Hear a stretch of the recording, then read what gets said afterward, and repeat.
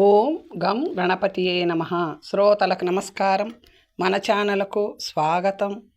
శ్రీ భవిష్య మహాపురాణం 49వ భాగం. శనైశ్చర వ్రతం పిప్పలాద మహర్షి కథ. ధర్మజ, త్రేతాయుగంలో ఒకమారు అనావృష్టి కారణంగా భయంకర దుర్భిక్షం ఏర్పడింది. ఆ కరువును తట్టుకోలేక కౌశికముని తన భార్యతో పుత్రులతో మరొక చోటికి బయలుదేరాడు. అలా వెళుతుండగా దారిలో ఒక పుత్రుడు తప్పిపోయాడు. ముని దంపతులు చూసుకోలేదు. ఆ బాలకుడు అటూ ఇటూ తిరుగుతూ ఏడవసాగాడు. అకస్మాత్తుగా అక్కడొక రావి చెట్టు కనపడింది. పక్కనే ఒక నీటి చలమ కూడా గోచరించింది. ఆ బాలకుడు ఆ పండ్లను తిని చలమ నీటిని త్రాగి చేద తీరాడు. ఆ తరువాత అక్కడే కఠిన తపస్సును ప్రారంభించాడు. రావి పళ్ళనే తింటూ చలమ నీటిని త్రాగుతూ మిగిలిన కాలమంతా తపస్సులోనే గడిపేవాడు. అనుకోకుండా ఒకరోజు అక్కడికి దేవరిషి నారదుడు రాగా ఆ బాలకుడు గబగబా లేచి ఎదురేగి సాష్టాంగ నమస్కారముతో దేవరిషిని పూజించాడు.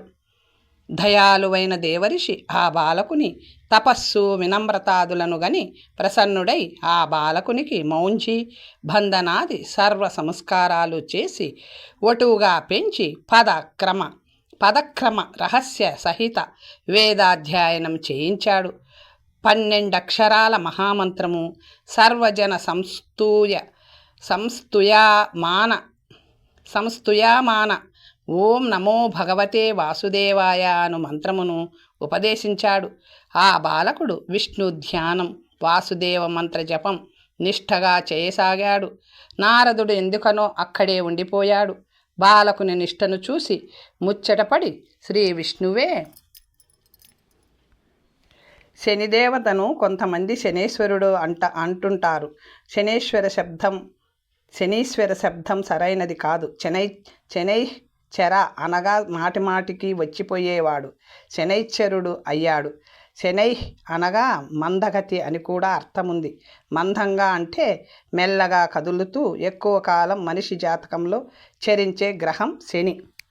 శ్రీ మహావిష్ణువే గరుడునెక్కి కదిలి వచ్చి అతనికి దర్శనమిచ్చాడు. నారదుడు చెప్పగా విష్ణువును పోల్చుకున్న బాలకుడు ఆయనకు సాష్టాంగ ప్రణామం చేసి స్తుతించాడు. విష్ణువు వరం కోరుకోమంటే భగవానుని పట్ల సుదృఢమైన భక్తినే కోరుకున్నాడు. విష్ణువు ప్రసన్నుడై జ్ఞానాన్ని యోగాన్ని ఉపదేశించి వెళ్ళాడు. భగవంతుని ఆశీర్వాదం వల్ల అతడు మహాజ్ఞాని మహర్షి అయినాడు.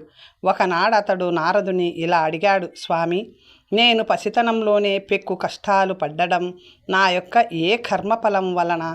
గ్రహాలు నన్ను పీడించబట్టి కదా అమ్మా నాన్నలకు దూరమయ్యాను. వారిప్పుడెక్కడున్నారు? సౌభాగ్యవశాన మీరు వచ్చి నన్ను సంస్కరించి నాకు బ్రాహ్మణత్వాన్ని ప్రసాదించి విష్ణు దర్శనం చేయించారు. కానీ లేకపోతే నా గతి ఏమై ఉండేదో ఊహించలేకున్నాను. నాయన, నిన్నింత దారుణంగా పీడించిన దేవత శనైశ్చర గ్రహం. ఈనాడు సంపూర్ణ దేశంపై ఆయన అధికారమే సాగుతుంది. చూడు ఎలా వెలిగిపోతున్నాడో ఆ శనైశ్చరుడు అహంకారంతో ఆకాశంలో. ఈ మాటలు వినగానే ఆ బాలకుని తపశ్శక్తికి క్రోధనలం తోడై అగ్నిజ్వాలలు అక్షయుగ్మంలో తాండవిస్తుండగా పైకి శనేశ్వరుని వైపు చూశాడు. వెంటనే శని ఆకాశం నుండి భూమిపైకి పడిపోయాడు. అది ఒక పర్వతంపై పడడం వల్ల ఆయన కాలొకటి విరిగిపోయింది. నారదుడు పరమానంద భరితుడై బ్రహ్మ, ఇంద్ర, అగ్ని, రుద్రాది దేవతలందరినీ మనస్సుతో పిలిచి వారు మనోవేగంతో వచ్చి చేరగా వారందరికీ శనికి పట్టిన శనిని చూపించి ఇది నా అనుగ్రహ పుత్రుడు పిప్పలాదుని తపోబలము క్రోధ ఫలం అన్నాడు. అప్పుడు బ్రహ్మ తనకు నమస్కరించి నిలబడిన ఆ బాలకునితో ఇలా అన్నాడు, నాయన, నీవు పీపలా ఫలాలను తిని పెరిగావు కాబట్టి నిన్ను పిప్పలాదుడని నారదుడు చేసిన నామకరణం సముచితంగా నున్నది. నేటి నుండి నీవు పిప్పలాద మహర్షిగా విశ్వవిఖ్యాతి నొందుతావు. ఈనాటి నుండి శనివారం నన్ను గాని ఏ దేవుని గాని పూజించిన అనంతరం పిప్పలాద నామాన్ని స్మరిస్తే చాలు ఆ వ్రతికి 7 జన్మల దాకా శని బాధ ఉండదు. పుత్ర పౌత్రయుక్తుడై సుఖంగా జీవిస్తాడు. ఇక నీవు నీ తపోబలంతో శనైశ్వరుని మరలా సముద్ధరించి ఆకాశంలో నిలబడవలసి ఉంది. ఎందుకంటే జనపీడనంలో అతని దోషమేమీ ఉండదు. బ్రహ్మవ్రాతను బట్టియే గ్రహాలు జనాలను పట్టుకుంటాయి, పూజిస్తే అనుగ్రహిస్తాయి. నైవేద్య నివేదన, హవనాది, నమస్కార సహిత కర్మలతో గ్రహాలను పూజించాలి. వాటిని నిరాధరణకు గురి చేయరాదు. పూజితమైన గ్రహమేదైనా శాంతి ప్రదాయకమే అవుతుంది అని చెప్పి పిప్పలాద మహర్షి చేతనే మరలా శనిదేవుని గగనంలో స్థాపింపచేసి బ్రహ్మ ఇతర దేవతలతో ఇలా చెప్పసాగాడు.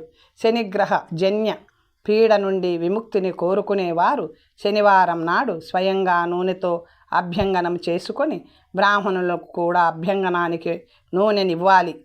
శని ప్రతిమను ఇనుమతో తయారు చేసి నూనె నింపిన ఇనుప పాత్రలో దానిని ముంచి 1 ఏడాది దాకా ప్రతి శనివారము పూజించి సంవత్సరాంతమున నల్ల పూలు, 2 నల్లని బట్టలు, కసారం, తిలలు, బాతు, పొంగరం లాంటిది మున్నగు వానితో శనిదేవుని పూజించాలి. పూజ అనంతరం బ్రాహ్మణులను రావించి వారికి నల్లావు, నల్ల కంబలి, అప్పుడే నువ్వుల నుండి తీయించిన నూనెలను దక్షిణతో సహా ఇచ్చివేయాలి. శని ప్రతిమ ఉన్న తైలపాత్రను ఇచ్చివేయాలి. ఇక శనిదేవుని పూజలో దానంలో ఈ మంత్రాన్ని పలుమార్లు పఠించాలి. శంనో దేవీరభిష్టయ అపోభవంతు పీతయే శంయోరభి స్రవంతు నః. నలమహారాజు భ్రష్టుడైన తరువాత ఒకరోజు శనిదేవుడు ఆయనకు కలలో కనిపించి ఒక ప్రార్థనా మంత్రాన్ని ఉపదేశించాడు. ఆ నామం స్తుతి వల్లనే అతనికి మరలా అన్ని అదృష్ట భాగ్యాలు అబ్బినవి. రాజ్యం లభించింది. ఆ స్తుతితోనే శనిని ప్రార్థించాలి. సర్వకామప్రదమైన ఆ స్తుతి ఇది. క్రోఢం నీలాంజన ప్రఖ్యం నీలవర్ణ సమాస్రజం ఛాయామార్తాండ సంభూతం నమాస్వామి శనైశ్చరం. నమో అర్కపుత్రాయ శనైశ్చరాయ నీహారవర్ణాంజన మేచకాయ శ్రుత్వా రహస్యం భవకామదచ్చ ఫలప్రదో మే భవ సూర్యపుత్ర. నమోస్తు ప్రేత రాజాయ కృష్ణదేహాయ నై నమః శనైశ్చరాయ క్రూరాయ శుద్ధ బుద్ధి ప్రదాయినే యా ఏ బిర్నామభిః స్తౌతి తస్య తుష్టో భవామ్యహం. మదీయం తు భయం తస్య స్వప్నేపి నభవిష్యతి. 1 ఏడాది పాటు ప్రతి శనివారం ఈ వ్రతాన్ని చేసి ఇలా విధిగా ఉద్యాపన చేసేవానికి శని బాధ ఉండదు. ఇలా లోకాలకి శని వ్రతాన్ని ఉపదేశించి బ్రహ్మ తన పరమధామానికి నిర్గమించాడు. శని కూడా దేవుడేనని గ్రహించిన పిప్పలాద మహర్షి ఆయనను ఇలా స్తుతించాడు. కోణస్థః పింగళో బభ్రుః కృష్ణో రౌద్రోంతకో యమః శౌరిః శనైశ్చరో మందః ప్రియతా మే గ్రహోత్తమః. ఈ శనైశ్చరోపాఖ్యానమును విన్నవారికి కూడా శని బాధ ఉండదు. ఈ కథ కడు సుందరమైనది. దీనిని చదివిన వానికి శనిపీడ వదిలిపోతుంది. పిప్పలాద మహర్షి వేద సంహితులను వెలయించాడు. అథర్వవేదంలోని పిప్పలాద సహిత ఆయన దర్శించి మనకు ప్రసాదించినదే. కొన్ని పురాణాలలో ఈతని తండ్రి పేరు దదీచి అని చెప్పబడింది. తండ్రి మృతి చెందగా తల్లి ప్రతిదేయి లేదా సువర్చ ఆయనతో సహగమనం చేయగా ఒంటరిగా మిగిలిపోయిన బాలకుని నారదుడు చేరదీసి ఉద్ధరించడం జరిగిందని స్కాందాది పురాణాలలో చెప్పబడింది. భేదముంది కదా అని కథనే సందేహించడం పొరపాటు. కల్పాంతరమే కథలో తేడాకి కారణం. ఆదిత్యవార నక్తవ్రతము, సంక్రాంతి వ్రతము, ఉద్యాపన విధి. గోవింద సంపూర్ణంగా పాపాలన్నిటినీ తొలగించేది, ఆరోగ్యాన్ని ప్రసాదించేది, అనంత ఫలప్రదమునకు ఒక వ్రతాన్ని ఉపదేశించండి.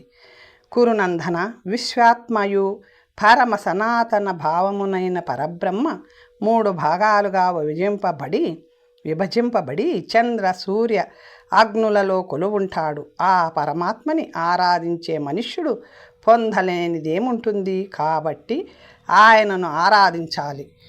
ఈ ఆరాధనా మార్గాలలో ఒకటి ఆదిత్యవార నక్త వ్రతం. అంటే ఆదివారం రాత్రి మాత్రమే భోంచేయాలి.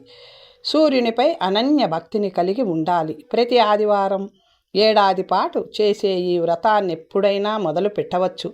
బ్రాహ్మణుని విధి ప్రకారం పూజించి సాయంకాలం రక్తచందనంతో ఒక 12 దళాల కమలాన్ని రచించి దాని 12 దళాల్లో దినకర రూపాలైన సూర్య, దివాకర, వివస్వంత, భగ, వరుణ, మహేంద్ర, ఆదిత్య, శాంత, మార్తాండ, రవిలనే కాక ఆయన గుర్రాలను ఆయన కొడుకైన యమధర్మరాజుని కూడా స్థాపించి పద్ధతి ప్రకారం పూజించి తిలలు, రక్తచందనం, ఫలాలు, అక్షతలతో అర్ఘ్యమివ్వాలి. రాత్రి భాస్కర భగవానుని తలుచుకుంటూ తైలరహిత భోజనం చెయ్యాలి.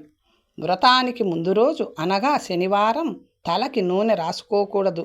ఇలా ఒక ఏడాది పాటు చేసి ఉద్యాపన చెప్పుకొని యథాశక్తి ఒక బెల్లంతో నింపిన రాగి పాత్రలో ఒక స్వర్ణ కమలాన్ని స్థాపించి దానిపై 2 భుజాల సూర్యదేవుని స్వర్ణ ప్రతిమను కూడా స్థాపించి దానితో పాటే ఒక స్వర్ణమయి సంవత్స గోప్రతిమను కూడా స్థాపించి పూజ చేసి ఈ మొత్తం సామగ్రి ఒక విద్వాంసుడైన బ్రాహ్మణునికి ఇచ్చివేయాలి. ఈ ప్రకారంగా ఈ వ్రతాన్ని చేసేవారు ఆరోగ్యంగా ధన ధాన్యాదులతో పుత్ర పౌత్ర వృద్ధితో ధార్మికులై ఈ లోకంలో వర్ధిల్లి దేహాంతంలో సూర్యలోకానికి చేరుకుంటారు. సంక్రాంతి వ్రతం సూర్యుని ఉత్తరాయణము లేదా దక్షిణాయనం ప్రవేశ దినమునాడు కానీ విషువ యోగంలో కానీ ఈ వ్రతాన్ని ప్రారంభించాలి. సంక్రాంతికి ముందు రోజు ఒక పూటే భోంచేసి శయనించాలి. సంక్రాంతి నాటి ప్రాతర్వేళనే తిలమిశ్రిత జలంతో స్నానం చేయాలి. తరువాత పవిత్రమైన నేలపై చందనంతో కర్ణసహితమైన అష్టదళ కమలాన్ని రచించి దానిపైకి సూర్యుని ఆవాహనం చేసుకోవాలి. అష్టకమల కర్ణికలో సూర్యాయ నమః, తూర్పు వైపున్న దళంలో ఆదిత్యాయ నమః, అగ్నికోణస్థిత దళంలో సప్తార్చిషే నమః, దక్షిణ దళంలో రుగ్మండలాయ నమః, నైరుతి వైపున్న దళంలో సవిత్రే నమః, పశ్చిమ దళంలో వరుణాయ నమః, వాయవ్యపు దళంలో సప్తయే నమః, ఉత్తరం వైపున్న దళంలో మార్తాండాయ నమః, ఈశాన్యం మూల దళంలో విష్ణువే నమః అనే మంత్రాలను ఉచ్చరిస్తూ దేవుని స్థాపించుకుంటూ పోయి మరలా ఆయనను పూజించాలి, అర్చన చెయ్యాలి. తరువాత వేదిపై చందనం, పుష్పమాల, ఫలాలు, తినుబడి వస్తువులతో ఆయనను పూజించి అర్ఘ్యమివ్వాలి. తరువాత వ్రతి శక్త్యానుసారము స్వర్ణ కమలాన్ని తయారు చేయించి దానిని నేతిపాత్ర కలశాలతో పాటు బ్రాహ్మణునికి దానమివ్వాలి. తరువాత చందన పుష్పయుక్త జలాలతో సూర్యునికి భూమిపైనే అర్ఘమిస్తూ ఇలా అనాలి: హే భగవాన్, నీవే విశ్వమే నీ స్వరూపము. ఈ విశ్వంలో సర్వాధిక తేజస్వివి, ధాతువు, ఋగ్యజు సామ వేదాలకు స్వామివి, స్వయంభువు నీవే. నీకు శత నమస్కారములు. ఇలా విన్నవించి ప్రతి నెల ఇలా వ్రతం చేయాలి. దానికి సామర్థ్యం చాలకపోతే వర్ష సమాప్తి దినాన్నే 12 మార్లు చేయాలి. ఒక ఏడాది పూర్తయిన పిమ్మట నేతి పాయసంతో అగ్నిని సంతుష్టపరచాలి. ఆపై 12 బ్రాహ్మణులను రావించి ఒక్కొక్కరికి ఒక్కొక్క గోవును రత్న సహిత ఖచ్చిత స్వర్ణ కమలాన్ని స్థాపించిన కలశానిని దానం చెయ్యాలి. అలాగే యథాశక్తి నిర్మించిన శేషనాగ సహిత భూదేవి ప్రతిమను దానం చెయ్యాలి. ఈ వ్రతాన్ని అత్యంత శ్రద్ధాభక్తులతో చేసిన వారిని దేవతలు స్వయంగా తీసుకుపోయి దేహాంతంలోనే ఈ మృత్యులోకంలో హిమాలయాది పర్వతాలు, 7 సముద్రాలు ఉన్నంతకాలము ఆ స్వర్గలోకం ఈ వ్రతిని ఉంచుకొని గౌరవాదులతో పూజిస్తారు. మరలా సృష్ట్యాదిలో ఈ వ్రతి సుందర రూపంతో సౌందర్య రసాది దేవత అగు పత్నితో సప్తద్వీపాల కదీశ్వరుడై పుడతాడు. ఈ పుణ్యమయి సంక్రాంతి వ్రత విధిని చదివిన వారు, విన్నవారు, వ్రతికి సహాయం చేసిన వారు కూడా స్వర్గప్రాప్తి నొందుతారు. భద్రా చరిత్ర వ్రత విధి. భద్రావిష్టి నామంతో ప్రసిద్ధి చెంది పూజ అందుకొనుచున్న ఒక దేవీ స్వరూపమును గూర్చి ధర్మజుడు అడుగగా శ్రీకృష్ణుడు ఇలా చెప్పాడు. ధర్మరాజా, సూర్యభగవానుని కూతురి పేరు భద్ర. ఛాయా ద్వారా పుట్టిన ఈమె శనిదేవుని స్వంత చెల్లెలు. నల్లగా పొడవైన కేశాలతో పెద్ద పెద్ద దంతాలతో కనిపించు మిక్కిలి భయంకరాకారం భద్రది. పుట్టగానే ఆమె విశ్వాన్ని సంక్షోభంలోకి నెట్టే ఉద్దేశంతో పరుగులు పెట్టింది. యజ్ఞాలను భగ్నం చేసి ధర్మకార్యాలకు విఘ్నం తలపెట్టి జయించి ఉత్సవాలను, మంగళయాత్రలను, ఉపద్రవాలు సృష్టించి వాటి ద్వారా ఆపించి మొత్తం జగత్తునే అన్ని విధాలా పీడించింది. ఈమె విశృంఖలత్వాన్ని చూసి సూర్య భగవానుడే చింతితుడయ్యాడు. పోని వివాహం చేస్తే ఆమె భర్త ఆమెనేమైనా అదుపులో పెడతాడనుకుంటే ఆమెను పెళ్లాడటానికి ఎవ్వరూ సాహసించలేదు. ఒకనాడు బ్రహ్మదేవుడు సూర్యుని వద్దకు వచ్చాడు. ఆయనే భద్రావిష్టి ప్రసక్తిని తీసుకురాగా సూర్యుడిలా అన్నాడు. బ్రహ్మదేవ, మీరే అందరినీ సృష్టించారు, ఆమెని సృష్టించారు. ఆమె విషయంలో ఏం చేస్తే బాగుంటుందో, అసలు ఏం చేయగలమో మీకే బాగా తెలుస్తుంది. కాబట్టి ఆదేశించండి. బ్రహ్మ భద్రను పిలిపించి ఆమెతో ఇలా చెప్పాడు. భద్రమ్మ, నిన్ను దేవతను చేస్తాను.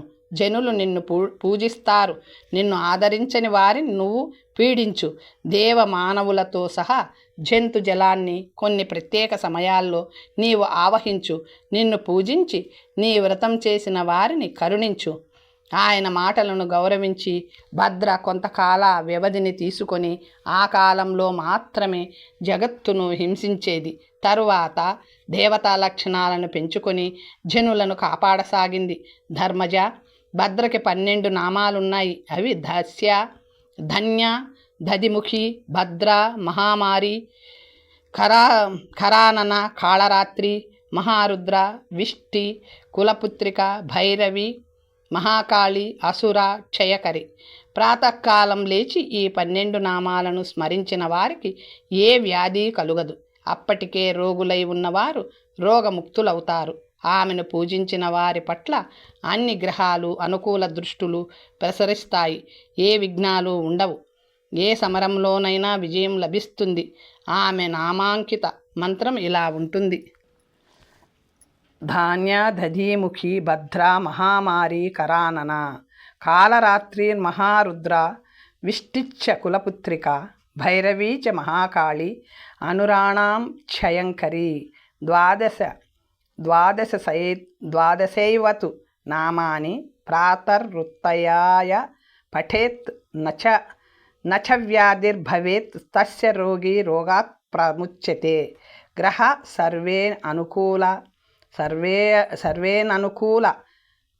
సర్వేననుకూలాః సూర్ణచ విఘ్నాది జాయతే. భద్రావత విధానమేమనగా ఆమెకు బ్రహ్మ ఇచ్చిన దినాలలో వవ, బాలవ, కైలన ఏదో ఒక రోజు ఉపవాసం చేయాలి. రాత్రి సమయం ఆమెదైనట్లయితే 2 రోజులు నక్తవ్రతం చేయాలి. 1 జాము వరకు ఆమె కాలముంటే 3 జాముల మిగతా సమయమంతా ఉపవాసం చేయాలి. ఉపవాసం చేయలేని వారు ఏకభుక్తం చేయవచ్చు. స్త్రీ పురుషులు ఎవరైనా ఈ వ్రతాన్ని చేపట్టిన రోజు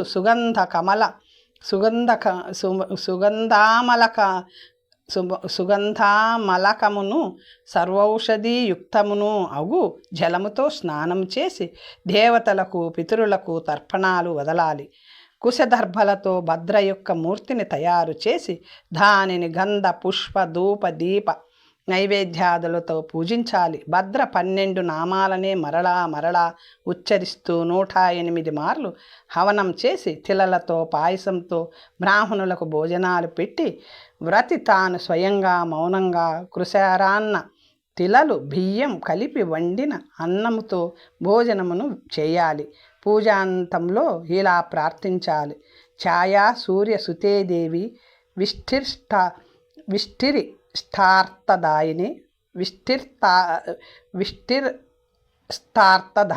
ఇష్టార్థదాయిని పూజితాసి యథాశక్త్యా భద్రే భద్ర పదాభవ. ఇలా 17 రోజులు చేయాలి. ఉద్యాపనకు ఇనుప పీఠంపై భద్రామూర్తిని స్థాపించి నల్లబట్టలను కట్టి గంధ పుష్పాదులతో పూజ చేసి ప్రార్థించాలి. ఇనుప వస్తువు నూనె తిలలు, దూడతోడి, నల్ల ఆవు, నల్ల కంబలితో సహా ప్రతిమను పీఠాన్ని బ్రాహ్మణునికి దానం చేసి యథాశక్తి దక్షిణను సమర్పించాలి. ఇలా వ్రతం చేసిన వారికి ఏ విఘ్నము ఉండదు. ప్రేత పిశాచ దాకిని శాకిని గ్రహాదులు బాధించవు. ఇష్టజన వియోగం ఉండదు. దేహాంతంలో సూర్యలోక ప్రాప్తి ఉంటుంది. అగస్త్య మహర్షి కథ. అర్ఘ్యదాన విధి. ధర్మరాజుని అభ్యర్థన మేరకు అగస్త్య మహర్షి కథను చెప్పసాగాడు శ్రీకృష్ణుడు ఇలా. మహారాజా, ఒకప్పుడు దేవశ్రేష్ఠులైన మిత్రవరుణులు మందరాచలంపై గొప్ప కఠిన తపస్సును చేయసాగారు. వీరిని పరీక్షించడానికి ఇంద్రుడు ఊర్వశిని పంపించాడు. ఆమెను చూడగానే వారిరువురికి మతిపోయినట్లయింది. రానున్న అప్రతిష్టని కనిపెట్టి దానిని సుప్రతిష్ఠ చేయాలని తలిపెట్టి వారు తమ తేజస్సును ఒక కుండలో స్థాపించి తపస్సు చేసుకోసాగారు. నిమి మహారాజు శాపం వల్ల ఆ కుండ నుండియే ప్రథమంగా సకల రాజ్యన్యులుగు గురుపీఠమైన వశిష్ఠ మహర్షి, ఆ వెనుక దివ్య తపోధనుడు మహాత్ముడు నగు అగస్త్య మహర్షి ఉద్భవించారు. అగస్త్య ముని లోపాముద్రను వివాహం చేసుకొని విప్రులెందరూ తనను పరివేష్టించి ఉండగా పత్నితో సహా మలయ పర్వత ప్రదేశంలో వైఖానస పద్ధతిలో అత్యంత కఠోర తపస్సును చేయసాగాడు. అలా చాలా కాలం చేస్తూ ఉండగా వాతాపి ఇల్వలులను దైత్యుల ప్రదేశానికి వచ్చారు. వారు దురాచారులు. బ్రాహ్మణులు చేసే యజ్ఞాలను విధ్వంసం చేసేవారు. ఇద్దరికిద్దరూ గొప్ప మాయావులు. వారు చేసే మాయలలో బ్రాహ్మణ సంహారక భోజన దానం ఒకటి. అదేమనగా వాతాపి ఒక మేకగా మారిపోతాడు. అనేక రకాల భక్ష్య పదార్థాల రూపం కూడా ధరిస్తాడు. విల్వలుడు తన ఇంట్లో శార్ధ కార్యమని చెప్పి బ్రాహ్మణులను ఆహ్వానించి వారికి బ్రహ్మాండమైన భోజనాలు పెడతాడు. ఆ భక్ష్య పదార్థాలలోనే వాతాపి కూడా ఉంటాడు. భోజన ప్రియులైన బ్రాహ్మణులు తమకు తెలియకుండానే ఆ వాతాపిని కూడా తింటారు. అతిథులంతా భోజనానంతరం విశ్రమిస్తుండగా ఇల్వలుడు బయటికి వచ్చి వాతాపి వాతాపి అంటూ పిలుస్తాడు. వారి మాయాశక్తి ప్రభావం వల్ల ఆ పిలుపు వినగానే బ్రాహ్మణుల పొట్టలను చీల్చుకొని వాతాపి బయటికి వచ్చేస్తాడు. ఈ పద్ధతిలో వారు చాలామంది బ్రాహ్మణులను మునులను చంపేశారు. ఇక వారి వంతే రావాలి.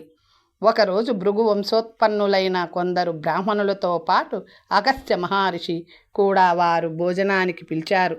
అగస్త్యుడు ఆ రోజు చాలా ఎక్కువగా తిన్నాడు. విల్వలుడు వండినదంతా తినేశాడు. భోజనం చేసి అక్కడే ఇల్వలుని ఇంటిలోనే విశ్రమించాడు. ఇల్వలుడు ఇది వరకులాగే బయటికి అరుగు మీదికి వచ్చి వాతాపి వాతాపి అని ఎలుగెత్తి పిలిచాడు. అతడు రాలేదు. ఇతడు కాస్త కంగారుపడి ఏమిరా ఎప్పటికీ రావు, ఆ బాపనోళ్ల కడుపులు చీల్చుకొని వచ్చేయి అని అరిచాడు. వాడిక రాడు అని ప్రశాంతంగా చెప్పాడు. వాని వెనుకనే వచ్చి నిలిచిన అగస్త్య మహాముని, ఓరి దుష్ట దైత్య, నీ తమ్ముడెప్పుడో నా జఠరాగ్నిలో భస్మమై పైకి పోయాడు. వాడితో పాటు వాడి మాయని కాల్చి పారేశాను అన్న అగస్త్యముని మాటలు వినగానే ఆయనని మింగేయడానికి నోరు తెరుచుకొని మీదికి వచ్చాడు ఇల్వలుడు. కానీ అగస్త్యుని కంటి మంటలో పడివాడు కూడా భస్మమైపోయాడు. మిగిలిన దైత్యులంతా అగస్త్య మహర్షికి భయపడి పగలంతా సముద్ర గర్భంలో దాక్కొని రాత్రి బయటకు వచ్చి మునులను భక్షించడం, యజ్ఞ హోమగుండాలను విరగొట్టడం, యజ్ఞభాండములను పగలగొట్టడం వంటి దుష్కృత్యాలను చేయసాగారు. ఇక ఇలా కాదని త్రిమూర్తులనే ముందిడుకొని ఇంద్రాది దేవతలు అగస్త్యుని వద్దకు వచ్చి, బ్రహ్మర్షి సత్తమ, మీకు సాధ్యం కానిది లేదు, ఈ సముద్ర జలాన్నన్నిటినీ మాయం చెయ్యండి అని వేడుకొన్నాడు. సర్వసమర్థుడైన అగస్త్య మహర్షి తనలోనే ఆగ్నేయి ధారణావధానమును చేసుకొని సముద్ర జలాన్నంతటినీ త్రాగేశాడు. దేవతలు వెంటనే బహిర్గతమైపోయిన దైత్య జాతిని యుద్ధంలో సంహరించారు. అప్పుడు జలాచరాల మనుగడ కోసం గంగమ్మ వచ్చి అగస్త్యుడు పానం చేసినంత మేర సముద్రాన్ని నింపింది. అగస్త్య మహర్షి విషయంలో మరొక కథ ప్రాచుర్యంలో ఉంది. క్షీరసాగర మదనం వేళ పుట్టిన కాలకూట విషాన్ని శివుడు అలవోకగా పానం చేసి తన కంఠంలో నిలిపాడని విన్నావు కదా. పూర్తి విషాన్ని త్రాగేశాననుకొని శివుడు నిష్క్రమించాడు. ఇంకా కొంత విషం మిగిలిపోయింది. అది క్రమేపీ పెరుగసాగింది. దానిని మాయం చేసి లోకాన్ని రక్షించగలవాడు అగస్త్య మహర్షి ఒక్కడేనని బ్రహ్మ చెప్పగా విని దక్షిణ దిశలో లంక సమీపంలో తపస్సు చేసుకుంటున్న అగస్త్య మహాముని పాదాలపై త్వమేవ శరణం మమ అంటూ పడిపోయారు దేవదానవులు.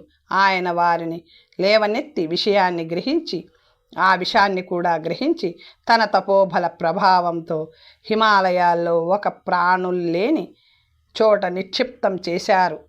ప్రాచీన కాలంలో జనవృద్ధి బ్రహ్మాండంగా జరిగిపోయి లోకం చాలకపోవడంతో బ్రహ్మ తన శరీరం నుండి మృత్యువుని సృష్టించాడు.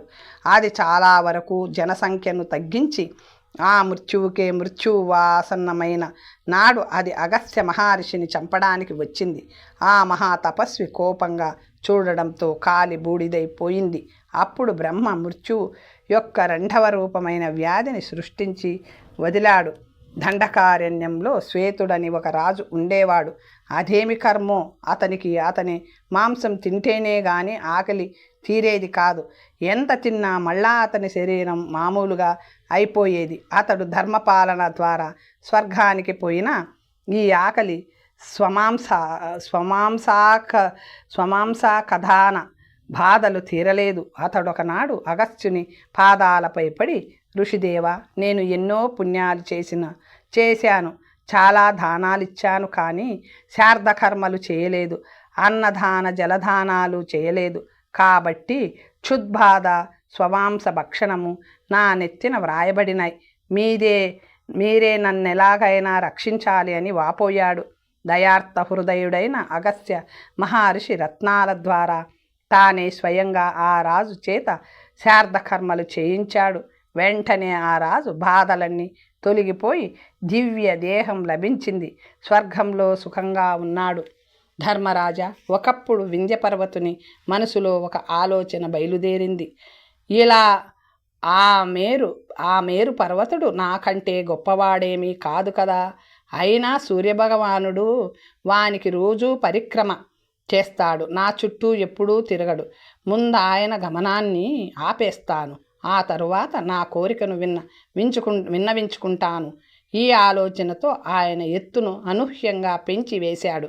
వింధ్యాద్రి దేవతలంతా వ్యాకులపడి ఈ వింధ్యాలోచన లోకంలో ఒకవైపు గాఢాంధకారాన్ని శాశ్వతంగా సృష్టించబోతున్నదని తెలుసుకున్న వారే బ్రహ్మ సూచన మేరకు మరలా వచ్చి అగస్త్యుని ప్రార్థించారు. ప్రభో, తమరు విశ్వంపై దయ ఉంచి సూర్యుని మార్గాన్ని నిరోధించబోతున్న వింధ్యపర్వత రాజేంద్రుని ఆపాలి అని ప్రార్థించారు. అగస్త్య మహర్షి దీనివల్ల తనకు వ్యక్తిగతంగా నష్టం వస్తుందని తెలిసి లోక కళ్యాణం కోసం వింధ్యాద్రిని దించడానికి బయలుదేరాడు.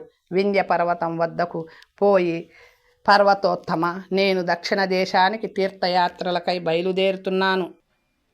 నీవు కాస్త క్రిందికి వంగితే నిన్ను దాటిపోగలను అన్నాడు మహర్షి. ఆజ్ఞను పాటించి వింధ్య పర్వతుడు అలాగే చేశాడు. ఆ పర్వతాన్ని దాటాక అగస్త్య మహర్షి మరల, పర్వతోత్తమ, నేను తిరిగి వచ్చేదాకా ఇలాగే ఉండు అన్నాడు. అగస్త్య మహర్షి ఆదేశాన్ని జవదాటే శక్తి లేక వింధ్య పర్వతుడు అలాగే ఉండిపోవలసి వచ్చినది. అగస్త్య మహర్షి మరలి రాలేదు. సూర్యుని రాకపోకలకు ఎటువంటి అంతరాయము ఏర్పడలేదు. లోకానికి రాబోయిన ఉపద్రవం ఆగిపోయింది. కానీ మహర్షికి మాత్రం కాశిక విశ్వేశ్వరుని దర్శన భాగ్యం దూరమైపోయింది.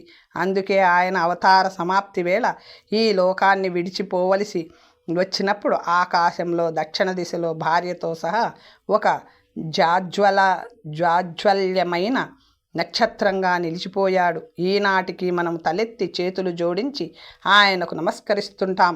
ఆయన ఆనందంగా కాశీ విశ్వేశ్వరుని దర్శిస్తూ ఉంటాడు. ఇలా ఎన్నో అద్భుత లీలను అగస్త్య మహర్షి చూపించాడు. కుబేరుని పిలిచి తన భార్య కోసం సకల భోగాస్పద ఆనందైశ్వర్య సంపన్నమైన నగరును కట్టించాడనేది కూడా ఒక ఆదర్శ భర్తగా అగస్త్యుడు చూపించిన లీలలలో మరొకటి మాత్రమే. ధర్మజ, నీవు కూడా ఆ అగస్త్య భగవానునికి అర్ఘ్య ప్రదానం చేసి అఖండ పుణ్యాన్ని సంపాదించుకో. ఇది ఎలా చేయాలంటే కన్యారాశిలో సూర్యుని 7వ అంశ మిగిలినప్పుడు అగస్త్య భగవానుడు తూర్పున ఉదయిస్తాడు. అప్పుడే ఆయనకి అర్ఘ్యప్రదానం చెయ్యాలి. ఆ రోజు పొద్దున్నే తెల్ల నువ్వులతో స్నానం చేసి తెల్ల బట్టలు ధరించి తెల్ల పూలమాలను అలంకరించుకొని పంచరత్న సహితమైన ఒక స్వర్ణ కలశాను స్థాపించాలి. దానిపై అనేక ప్రకారాల భోజ్య పదార్థాలను సప్తధాన్య సహితమైన నేతి పాత్రను ఉంచాలి.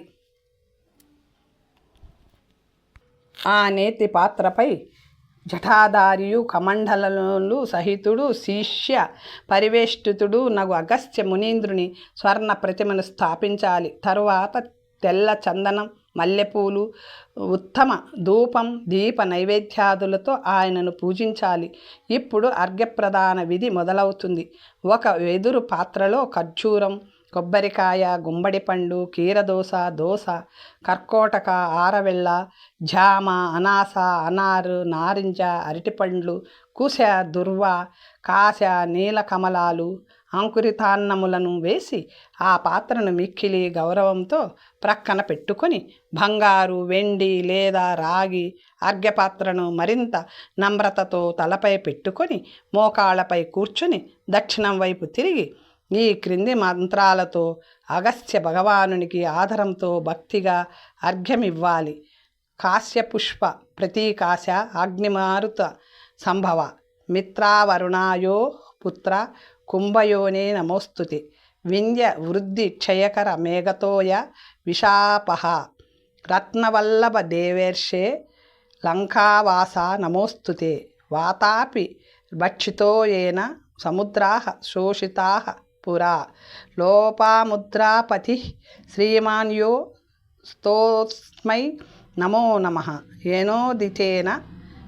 యనోదితేన పాపాని ప్రళయం యాంతి వ్యాధయః తస్మై నమో స్త్వంగస్త్వాయ సశిష్యాయ సుపుత్రినే.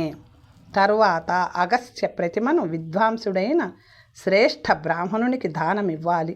ఒక పదును గాని ధాన్యాదులను గాని 1 ఏడాది పాటు త్యాజించాలి. ఒక పండును గాని ధాన్యాదులను గాని 1 ఏడాది పాటు త్యాజించాలి. ఈ ప్రకారంగా 7 ఏళ్ల పాటు అర్ఘ్యాన్నిచ్చిన బ్రాహ్మణుడు చతుర్వేద జ్ఞాత, సకల శాస్త్ర మర్మజ్ఞుడు కాగలడు. క్షత్రియుడు సమస్త పృథ్వీలోకాన్ని గెలిచి చక్రవర్తి అవుతాడు. వైశ్యుడు ధనధాన్య పశు సమృద్ధి నొందుతాడు. శూద్రుడు ధనాన్ని, ఆరోగ్యాన్ని, సమ్మానాన్ని అందుకోగలడు. స్త్రీలు సౌభాగ్య, బుద్ధి, వృద్ధి, పుత్ర లాభాదులతో వర్ధిల్లగలరు. విధవలు అనంత పుణ్యాన్ని, కన్యలు శ్రేష్ఠ పతిని, రోగులు శాశ్వత ఆరోగ్యాన్ని అగస్త్యుని అర్ఘ్యమిస్తే పొందగలరు. అగస్త్య మహర్షి ఆఖ్యానాన్ని శ్రద్ధగా విన్నవారికి పాపాలు నశించి స్వర్గప్రాప్తి కలుగుతుంది. తరువాత కథ వచ్చే భాగంలో తెలుసుకుందాం. నమస్తే.